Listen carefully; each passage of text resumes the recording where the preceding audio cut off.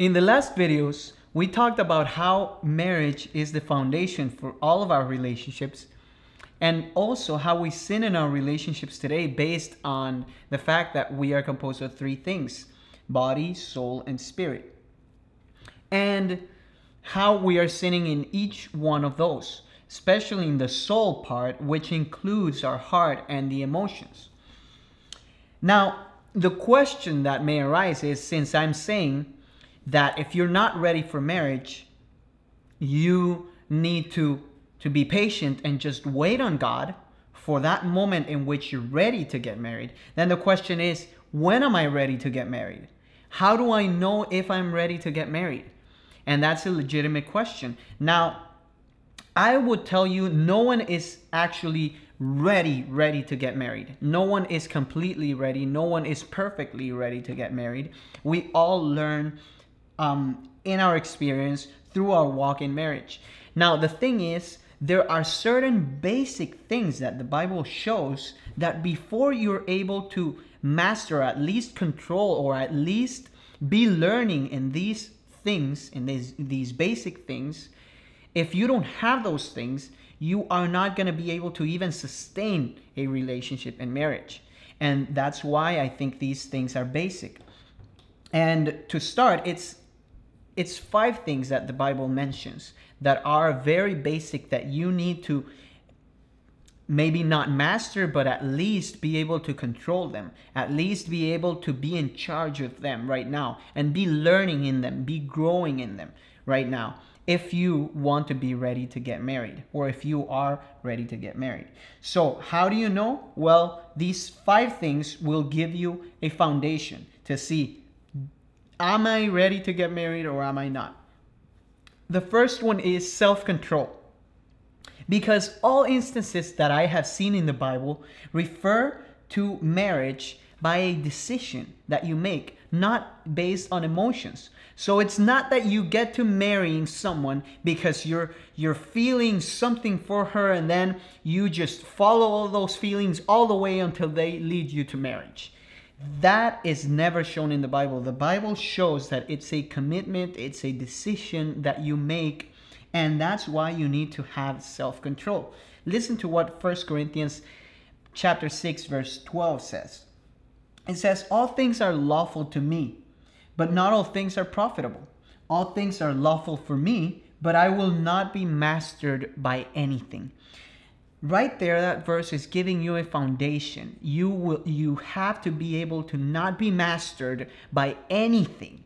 And that includes, it includes a lot of your heart and your emotions, because you cannot be mastered by your emotions while you are in marriage. This is something that you have to learn to dominate before you get married, because you need to have self-control. You need to be able to control your emotions. How are you going to be ready to get married if when you get married, you have to control your feelings sometimes, you have to do certain things, make some decisions that you don't like, or do certain things that you don't feel like doing. And if you are not learning to have self-control and controlling those emotions, then you will not be able to endure in a marriage relationship.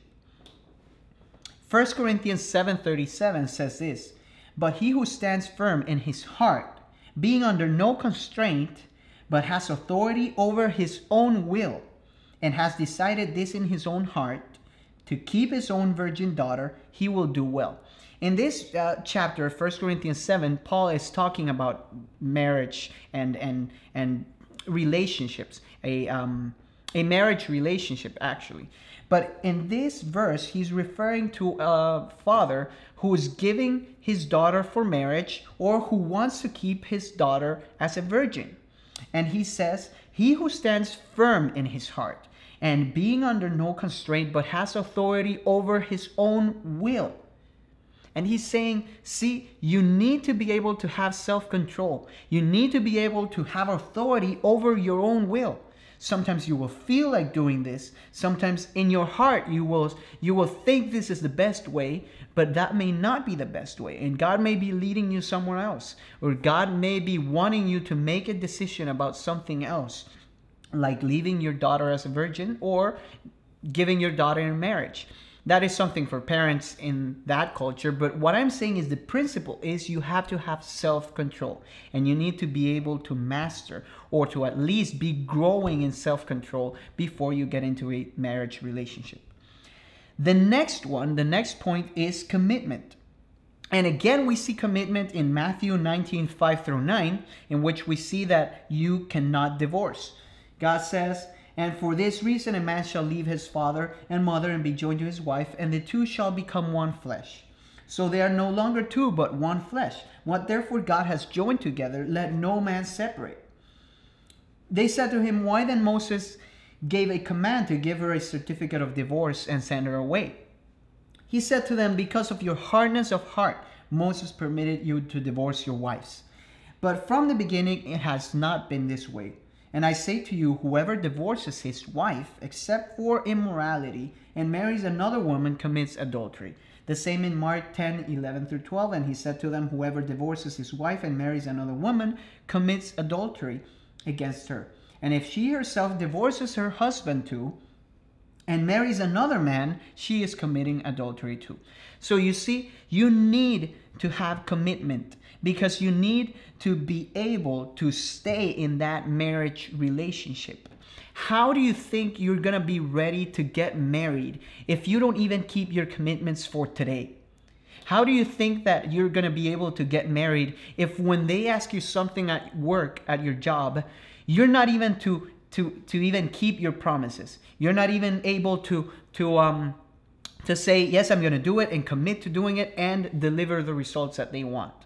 How do you think you're going to be able to get married if you don't keep your commitments with your friends or your family or whoever's close to you, your parents? If you're not able to give your word and keep it, you're not being a committed person. How do you think you are going to be able to enter a marriage relationship in that state? You can't. You need to develop this basic area of character in your life, or at least be growing in this area of character in your life and your commitment. When you say something, you do it. And you're able to do it only by the grace of God. And that's a good thing, because God is very gracious and He will show it to you. So you need to be able to be developing at least commitment, or to have commitment as one of your areas of character that are strong in your life in order to get into a marriage relationship. The next one, number 3, is responsibility. Responsibility is the ability to cope with afflictions, or the ability to respond in different situations, in different trials, in different sufferings, in different situations in which need your appropriate response. That is what responsibility means. And 1 Corinthians 7:28 says this: "But if you marry, you have not sinned. And if a virgin marries, she has not sinned. Yet such will have trouble in this life, and I'm trying to spare you from it." Paul is, again, this chapter, 1 Corinthians 7, is dedicated all to marriage relationships. And he's trying to tell the people, don't get married. But if you marry, you still haven't sinned. And the virgin marries. If a girl marries, she hasn't sinned either. But you will have trouble in this life. And that's the principle that tells us you need to be responsible. You need to be a responsible person, because you will have troubles in this life, and you need to be able to cope with those troubles, with those afflictions. You will need to be able to respond appropriately, like God wants you to respond in those situations. And that's why you need to develop responsibility in your life. You need to be able to be responsible because God holds you responsible. God holds you responsible for your wife and for your household. And God holds you responsible for many things. That's why you have to be a hard worker. That's why you need to be responsible with your time with God, with your wife's time with God, with your family, your household's time with God. All of those things are things that are required of you by God. And that's why you need to develop responsibility. Another basic thing that you need to have in order to get married. The next one, number 4, is love as yourself, or better called sacrificial love in the Bible. And this is found in Ephesians 5:25, which says, "Husbands, love your wives, just as Christ also loved the church and gave himself up for her." So husbands, you need to be able to love your wives as Christ loves the church, which is a kind of sacrificial love. You know what Christ did on the cross for our sins. Jesus Christ came to die in order to pay for his people's sins, for the church's sins. And he gave himself up for her, it says. So you need to be able to give your life for your wife. And that's a sacrificial love. Ephesians 5:33 says, "Nevertheless, each individual among you also is to love his own wife, even as himself. And the wife must see to it that she respects her husband." So in this verse, it's saying the guy, the man, has to be able to love his wife just as he loves himself. See, it's a sacrificial kind of love. It's a love that you need to be able to develop before you get into a marriage covenant. That's why you need to be able to be growing in this area. You need to be able to be strong in this area of character, in loving other people. Are you loving other people as you love yourself, or are you just being selfish? Are you just thinking about yourself? When you have feelings for a girl, are you just following those feelings without having self-control, without having commitment, without loving that girl and putting her needs instead of yours first? Are you doing that? Well, that is one of the things, that is one of the signs of the markers, of the standards that lets you know if you're ready to get married or not. Loving as yourself. You need to be able to have that. And number 5, and the last one, is economical support. Now, these last two, or most of them, are actually related to the man, because the man is the one responsible in the marriage relationship. The man is the one that God holds accountable for the marriage relationship and for the family. Economical support is very important for a man, because Ephesians 5:28 and 29 says,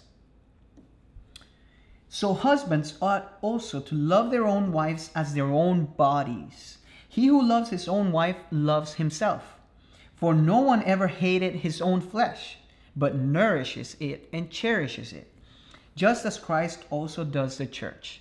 So you see here first, in Ephesians, you can see the relationship between the husband and the wife as being joined together, and then saying that the husband needs to love himself and needs to love his wife as he loves himself. And since when he loves himself, he nourishes himself and he cherishes himself. See, he provides for his own needs, for his food, for the payment of his bills, house. All of those things are provided for oneself, right? Now, if you get married, you also need to provide for those needs for your wife. If you're loving your wife as yourself, you also need to nourish her and cherish her, just as you do yourself. And the next verse in 1 Timothy 5:8 is the most clear. It says, "But if anyone does not provide for his own, and especially for those of his own household, he has denied the faith and is worse than an unbeliever." God says that you have denied your faith and you are worse than an unbeliever if you haven't learned to provide for your own family. If you haven't learned to provide for your own household, for your kids if you have kids, for your wife if you want to get married. So you need to be able to support your wife and your household economically. The guy cannot run away from this. You need to be able to have economical support enough for yourself and for at least one more person, your wife, if you're planning to get married. So these 5 things are basic. If you are not growing in these 5 things, if you're not strong in these 5 things, you are definitely not ready to get married. These are 5 standards. These are 5 basic standards that the Bible shows here that you need to have in order for you to get married, before getting married, or at least be growing in them while you get close to getting married. Because if you don't have these things, you don't even know if you are ready to get married. You don't have these things, you will not be able to get married or to have a successful marriage relationship. The Bible shows these 5 things are very important: self-control, commitment, responsibility, loving as yourself or sacrificial love, and economical support. These 5 things are the basic things for marriage.